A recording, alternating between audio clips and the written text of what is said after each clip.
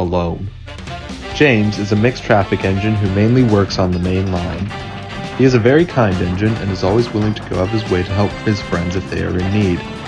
However, James can also be rather overbearing at times, though he tends to not be aware of this when boasting to the other engines.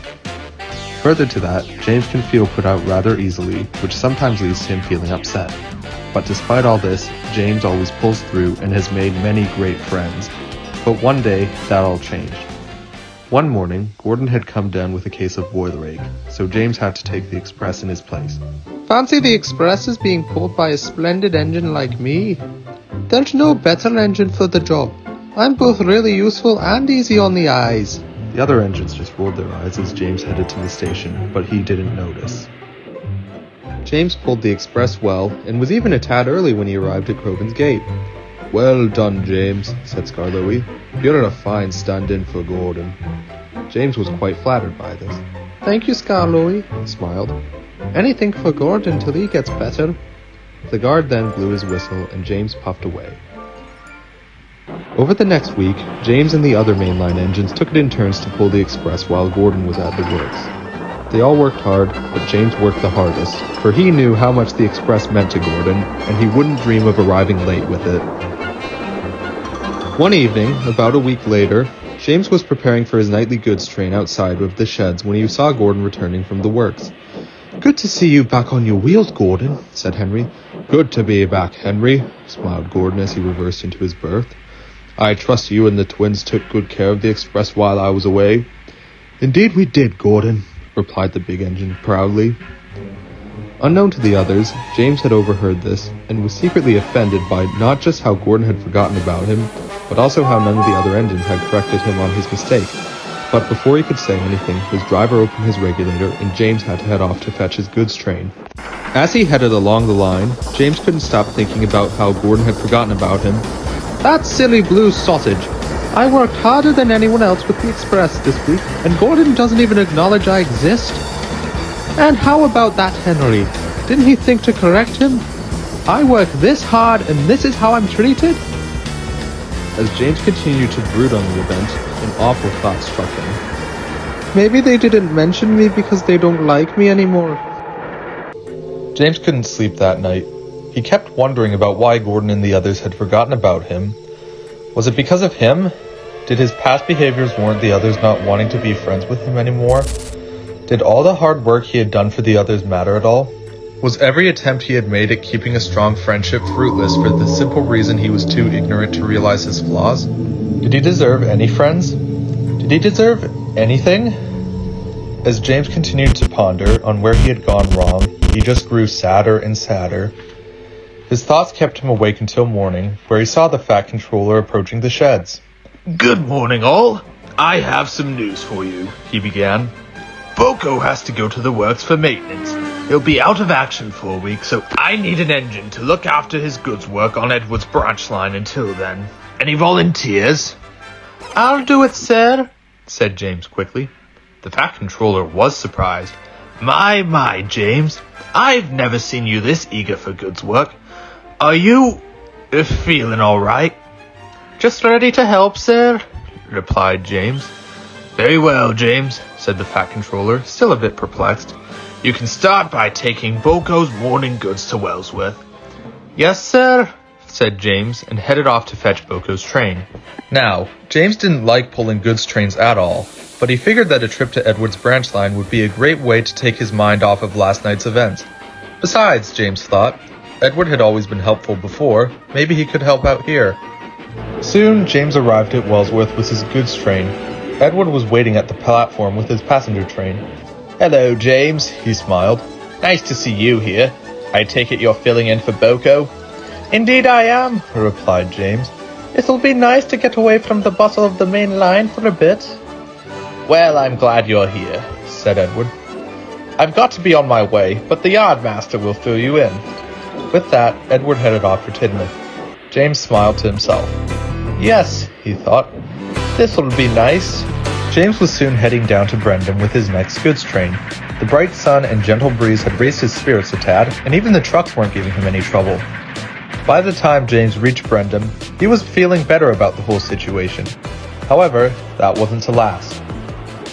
About a half hour later, James arrived back at Wellsworth with another goods train. He was about to sort his trucks out when he heard Henry's whistle in the distance. A moment later, he pulled into view, commuter train in tow. "James?" he exclaimed, a bit surprised to see him. "What are you doing here?" "I'm looking after Boko's duties while he's at the works," replied James. "Didn't you hear the Fat Controller this morning?" Henry thought for a moment. "I suppose not," he said. "I didn't even notice you were gone, if I'm honest. Anyway, must be off. Bye, James." And Henry headed off, leaving James feeling just as upset as he was that morning. "He didn't even notice I was gone," said James solemnly. Crushed, he went back to work without another word. Throughout the rest of the day, whenever James saw one of the mainline engines, their reaction was just the same as Henry's. None of them seemed to notice he was gone, and none of them seemed apologetic about it. To make matters worse, whenever one of them saw James again, they didn't even whistle a hello, even if James did so first.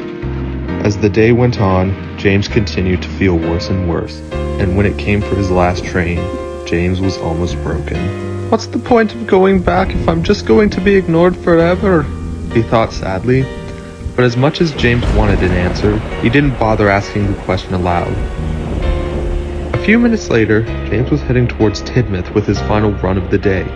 As he traveled down the line, he began thinking about what he would say to Gordon the next time they met. When James arrived at Tidmouth, he looked all around for Gordon. The big engine usually pulled the night express around this hour, and James wanted to give him a good talking to before he left.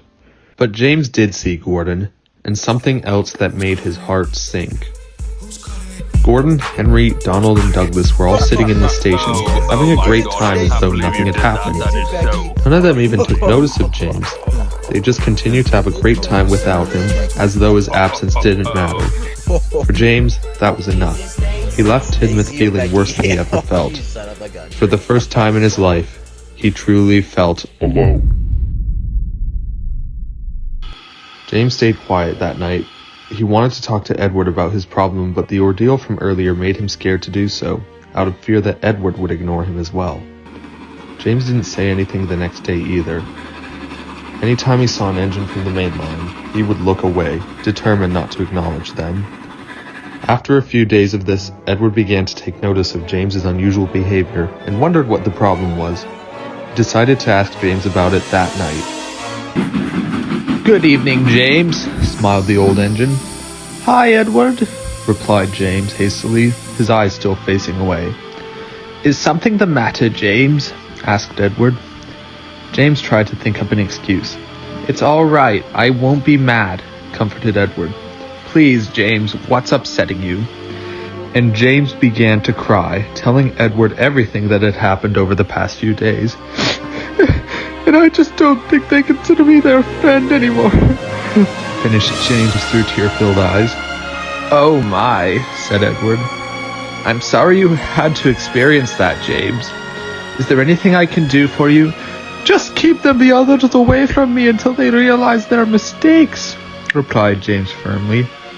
"Now, James," began Edward, "I know you're upset at the others because they didn't acknowledge you. But if they didn't know what they did was wrong, how can you expect them to apologize to you? You'll have to talk to all of them about what made you upset." "But I can't do that," exclaimed James. "What if they all laugh at me or say I'm being too sensitive?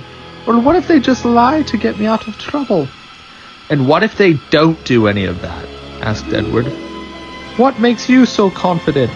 retorted James. "Because I know those engines well enough to know that they'll say sorry about it and be honest, James," replied Edward. "But if they don't, they're not your friends, plain and simple. Why bother spending time with engines that just make you feel more alone than when you're by yourself?" James hesitated and thought for a moment. "I suppose you do have a point, Edward," he admitted. "But if they do laugh, then I'll be here for you, James," smiled Edward reassuringly. And for the first time in nearly a week, James managed a little smile. "Oh, thank you, Edward," he said, sounding just a bit happier. "You're welcome, James," replied the old engine. "Now go and get some sleep. You've had a long day." And soon, James was fast asleep, leaving Edward to wonder if the others would actually apologize or not. The next morning, James awoke to find his first goods train waiting for him in the yard. James knew what that meant. Well, here goes nothing, he said to himself, and puffed out of the shed, feeling rather anxious. Soon, James was heading down the line towards Tidmouth, but he couldn't focus. He was still thinking about what he would say to the others, and more importantly, if they would listen to what he had to say at all. James was still thinking when he arrived at Tidmouth and wasn't really paying attention to the red signal. Suddenly, James found himself crossing over into a siding, and a set of buffers lay just ahead. His driver applied the brakes, but James was going too fast to prevent an accident. He hit the buffers with a jolt and came right off the rails. "Goodness me, James," came a voice from the station platform. It was Gordon, who was waiting to depart with the express. "Are you all right?" "Oh, now you acknowledge I exist," snapped James. "Not when you return from the works?" What are you talking about?" asked Gordon, rather puzzled. James hesitated for a moment, but then he remembered what Edward said. "Well, when you return from the works," continued James, and he had explained everything. When he had finished, Gordon felt rather upset. "Well, James," began the big engine slowly, "I don't really know what else to say other than I'm sorry for how I treated you these past few days. I can't speak for the others, but I can say that it wasn't very professional of me to act the way I did. You are a valuable asset to this railway, and I can say that without you, we've been feeling the burden of not having you around. Is there anything I can do for you?" James didn't reply immediately. He was still taking in what Gordon had said. "Just make sure the others speak for themselves," James answered curtly. "Certainly, James," said Gordon, and he headed off with the express, leaving James just a bit better. James was soon feeling back to his old self by the time Duck arrived with the breakdown train. James hadn't been damaged in the accident, and after a quick trip to the works, he was set back to work on Edward's branch line the same day. That night in Wellsworth Sheds, James couldn't stop smiling to himself. Even Edward had to admit he'd never seen James as happy. "Didn't I tell you they would say sorry?" he smiled. James didn't say anything. He was just so relieved and excited that he fell asleep at once. A few days later, Boko returned from the works, and James had to return to his mainline duties.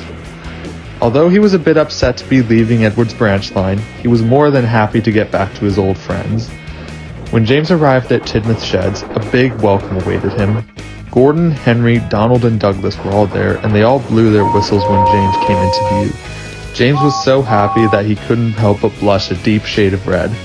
That night, apologies were made and laughs were had, and as James settled down for the night, he couldn't help but think back to what Edward had said.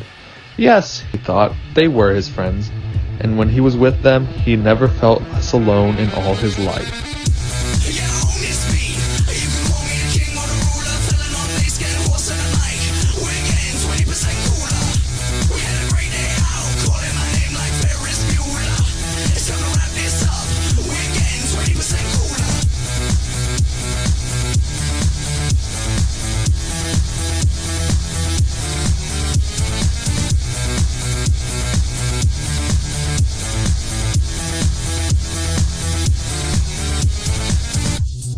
Colors in your hair, get your boots on dear, cause we're going out there. Don't care about the dress code, put it on, let's go. Girls go wild, cause we're going out.